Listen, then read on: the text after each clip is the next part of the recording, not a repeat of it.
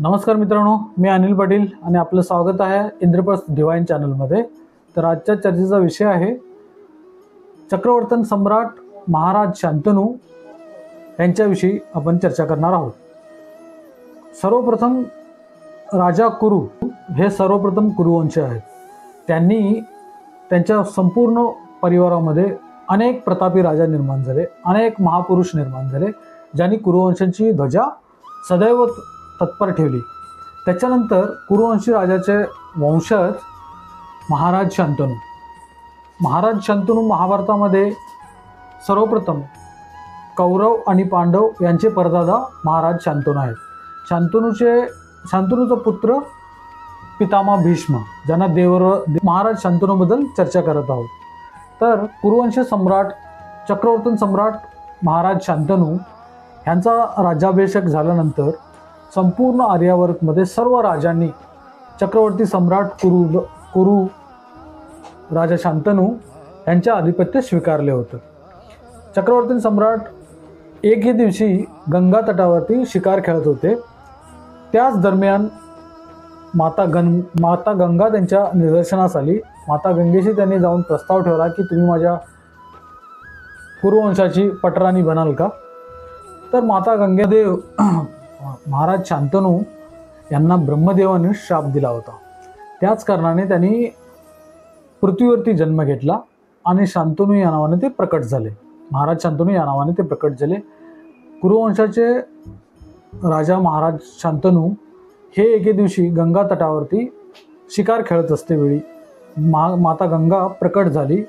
त्यांना माता गंगेचं सौंदर्य पाहून चक्रवर्तन सम्राट महाराज शांतनु मोहित झाले। त्यांनी माता गंगेशी संपर्क केला, त्याशी संवाद केला आणि त्यांना हस्तिनापुराची पटराणी बनण्याचा प्रस्ताव ठेवला। माता गंगाने तो प्रस्ताव स्वीकार केला। महाराज, जोपर्यंत तुम्ही मला एकही प्रश्न विचारणार नाही किंवा मी काय करते याच्या संदर्भात तुम्ही कोणताही हस्तक्षेप करत नाही, तोपर्यंतच मी तुमच्याशी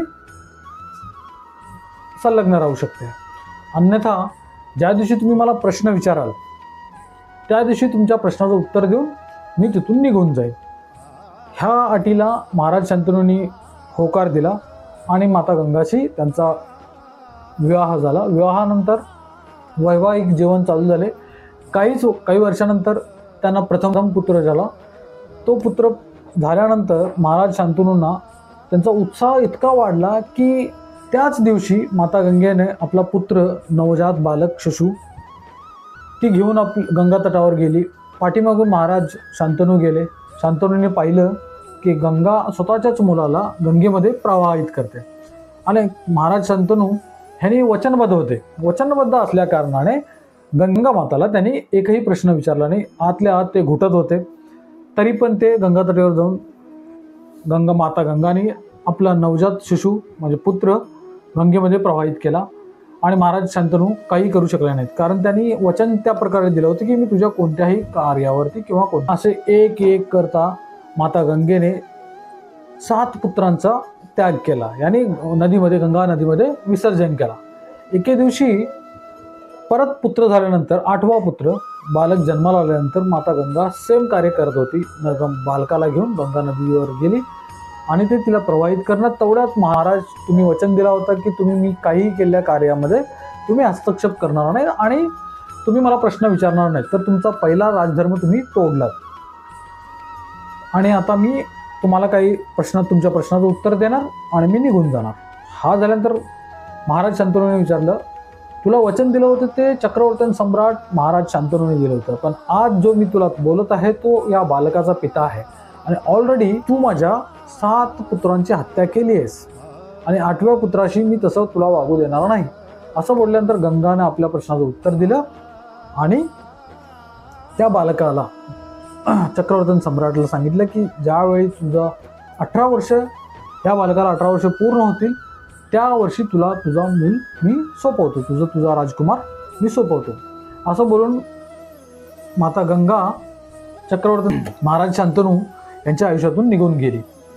माता गंगा एके दिवशी आता चक्रवर्तन सम्राट शांतनुकडे कोणताही ऑप्शन नव्हता, ते आतून घुटत होते। त्यांना फक्त देवव्रत याचं स्वागत करायचं होतं, म्हणजे आपल्या 8व्या मुलाला वर्ष पूर्ण झाली पाहिजे. दरम्यान त्यांना असं दृश्य दिसलं की गंगेचा पूर्ण प्रवाह थांबलेला आहे आणि तिथे एक बालक धनुष्य घेऊन खेळत आहे आणि त्या धनुष्य बाणाने प्रवाह सगळा बंद केलेला आहे बालकाने.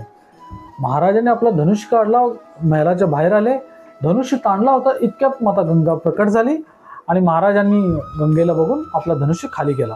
त्यावेळी माता गंगाने महाराजांना सांगितले की महाराज शांतनू, तुमचा हा पुत्र देवव्रत हा पूर्ण आता सुशिक्षित, शिक्षित, सामर्थ्यवान आहे आणि आता मी ह्याला 18 वर्ष पूर्ण झालेत आणि ह्याला मी तुम्हाला सुपूर्त करते, ह्याचा तुम्ही राज्याभिषेक करा, युवराज घोषित करा, असं सांगून माता सदास्वरूपी माता महाराज शांतनूचा त्याग करून गेले. तेव्हाच महाराज शांतनूंनी आपल्या पुत्राचं स्वागत केलं, हस्तिनापूरमध्ये बोलवलं, त्यांचा युवराज अभिषेक केला आणि एके दिवशी गंगेनं आपलं वचन पूर्णतः पूर्ण केलेलं आहे आणि युवराज आता राज्यकारभार सांभाळण्याची तयारी करत आहे. तेव्हा निश्चिंत झाले महाराज शांतनू आणि एके दिवशी यमुना तटावरती ते शिकार खेळत होते. यमुना तटावरती शिकार खेळत असतेवेळी त्यांची नजर यमुना तटावरती माता सत्यवती ही आपली महाराज शांतनूंनी सत्यवतीला आपल्या राज्याची पटराणी होण्याचा प्रस्ताव ठेवला. तेव्हा माता सत्यवतीने सम्राटला आपलं मत सांगितलं की महाराज, मी माझ्या विवाहाविषयी तुम्हाला कोणत्याही प्रकारचं वचन देऊ शकत नाही, कारण माझ्या विवाहाबद्दल माझे वडील म्हणजे दासराज, त्यांचे माता सत्यवतीचे वडील दासराज होते, यांनी हे निर्णय घेतील.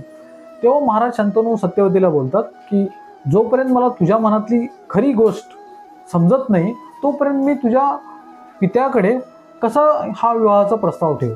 तेव्हा माता सत्यवतीने सांगितलं की दर्शवत नाही तोपर्यंत मी तुमच्याशी विवाह करू शकत नाही. हे ऐकल्यानंतर महाराज शांतनू सत्यवतीचे तिला मी माझ्या हस्तिनापूर सिंहासनाची पटराणी बनवण्याचा प्रस्ताव ठेवत आहे आणि तुमचं अनुमती द्या अशी मागणी केल्यानंतर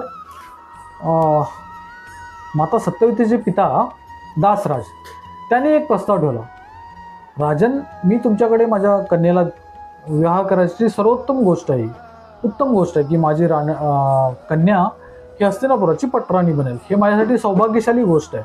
पण माझी एक अट आहे, ती अट अशी आहे की माझ्या पुत्रीपासून तुम्हाला जो प्रथम पुत्र जन्माला येईल तोच तुमच्यानंतर दुसरा राजा होईल आणि दुसरा चक्रवर्ती सम्राट माझ्या पुत्री आणि तुमच्यापासून जो उत्पन्न होणारा पुत्र आहे तोच होईल, ही माझी अट आहे. त्यावेळी महाराज कार्यरत आहात आणि त्यांचाच अधिकार आहे माझ्यानंतर ह्या राजगादीवर आणि मी तुमच्या मुलीशी विवाह केल्यानंतर होणाऱ्या पुत्राला भीष्मचा अधिकार काढून घेऊन तुमच्या पुत्राला कसं काय देऊ शकतो. हे सारा संसार माझ्यावरती हसेल की मी एक वचन दिलं आणि ते पूर्ण नाही केलं, किंवा देवव्रत हा माझा प्रथम पुत्र आहे आणि जो त्याचा अधिकार आहे तो मी त्याला न देता दुसऱ्या पत्नीच्या प्रथम पुत्राला कसा काय देऊ शकतो आणि हे मला शोभण्यासारखं नाही आहे. तर दासराज तुम्ही पुन्हा विचार करा असं बोलून, कारण कुरुवंशी महाराज शांतनू एका पुत्राचा अधिकार काढून घेऊन दुसऱ्या पुत्राला देऊ शकत नाही आणि हे संभव नाही असा शब्द बोलून तिथून आपल्या राजमहालामध्ये महाराज शांतनू निघून गेले. मनामध्ये खूप मोठी खंत होती. खंत म्हणजे काय, त्यांना सत्यवतीशिवाय करमत नव्हतं. सत्यवतीशिवाय करमत नसल्यामुळं ते महाराज आतल्या आत खचून जायला लागले. महाराजांनी आतल्या आत खचून जाताना हे देवव्रतांनी पाहिलं. देवव्रताने आपल्या पित्याला विचारलं, महाराज काय संकट आहे, का तुम्ही असे अस्वस्थ आहात, मला तुमच्याकडे पाहिलं